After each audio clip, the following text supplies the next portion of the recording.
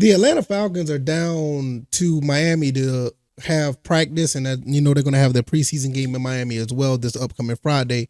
And look like everything went pretty well. I'm actually pretty satisfied with how the way things went, and I'm going to talk about it. I'm at the AtlantaFalcons.com website. They're talking about the training camp. I saw the clips of what the Falcons did, and I'm going to talk about what the Dolphins did as well, because it was a little bit of everything happened as far as the August 6th, joint practice. So that's pretty cool. So if this is your first time here, welcome.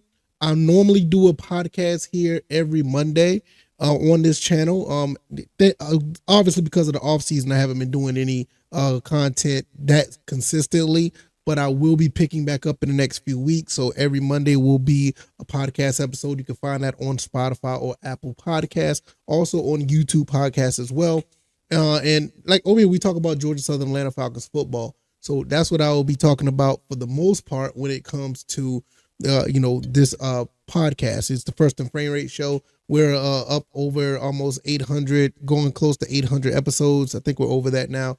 We're doing pretty good. So since the season's about to pick back up, we will be doing that. So if you don't mind, if you want to subscribe to the channel, and so you can be updated on any content I put on over here, not just on Mondays when I do the podcast. So let's get into this really quick. The Dolphins and the Falcons. The Falcons went down to Miami to have a joint practice. The offense looked pretty good. One-on-one drills looked pretty solid.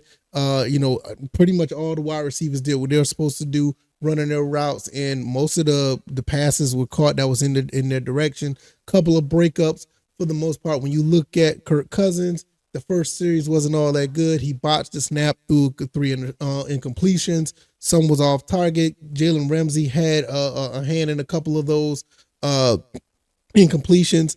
But later on down the line, Kirk Cousins picked everything up. He completed 4 passes later on. 1 to London, 1 to Mooney, 2 to Bijan Robinson. Michael Penix threw back-to-back touchdowns in the red zone.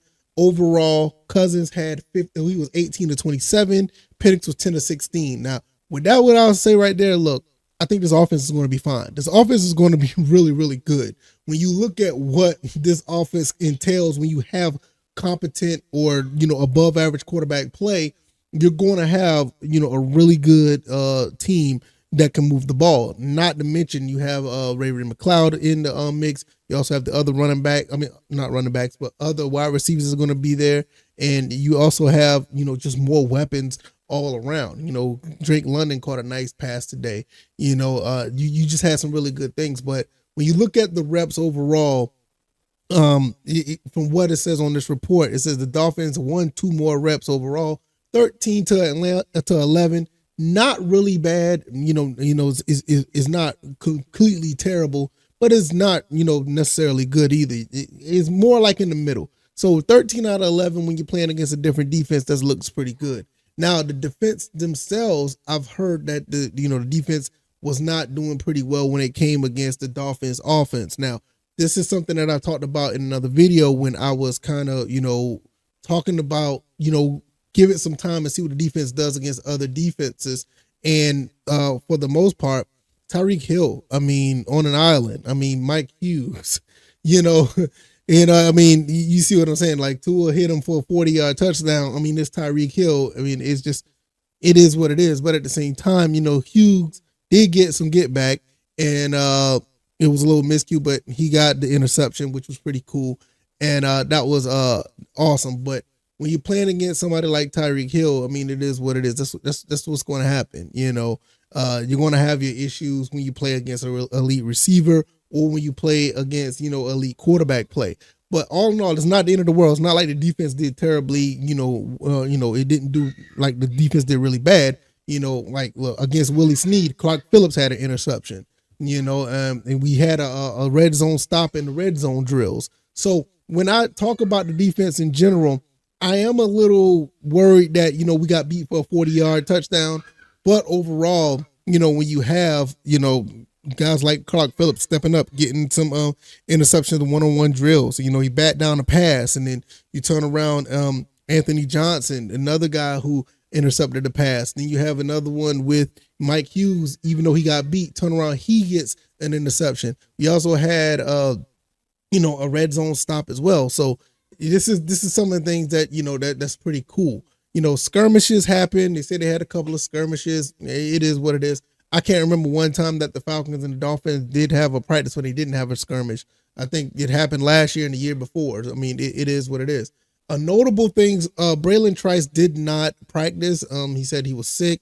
Hopefully we can get him out there because I really want to see him get on the field, rotating with Lorenzo Carter, Arnold Ebiketie. I want to see him do some things as well. But like I said, even though, up when it got to crunch time, well, not to say crunch time, but when they got to where they had to make a stop, they did make a stop on the red zone. So like I said, overall, I think that overall, I think that the defense is actually better than advertised. I think they're doing okay, and I am really, I'm satisfied with it. Like I said, it's pretty solid how the way things are going, and from what we see here, the quarterbacks, little rough stop for Kirk Cousins. Michael Penix looked really solid. The defense looked okay, and it's pretty cool. You get some interceptions out there.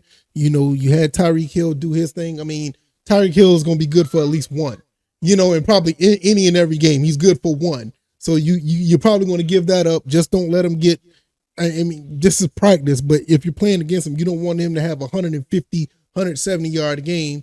You can have that one over the top play, but you want to at least try to keep him below 100 or around 100 yards. You don't want to get him have a blowout game where he's just beating up on your defense or your secondary.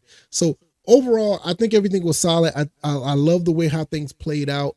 Reading this, looking at the highlights, and I'm okay. I'm much more content now, than I was when I first heard them go down there. Because I talked a lot of game about waiting to see what the defense do, and they didn't disappoint. They did pretty good. And the offense, it is what it is. I would not be surprised we see more of Penix in the preseason. I think that's going to be obvious, and I wouldn't be surprised if he plays like at least 2 quarters.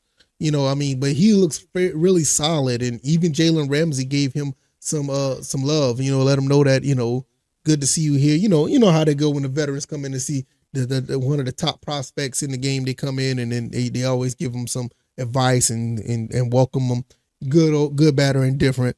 But yeah, let me know what you guys think. I think it turned out to be pretty good just for the first day down there.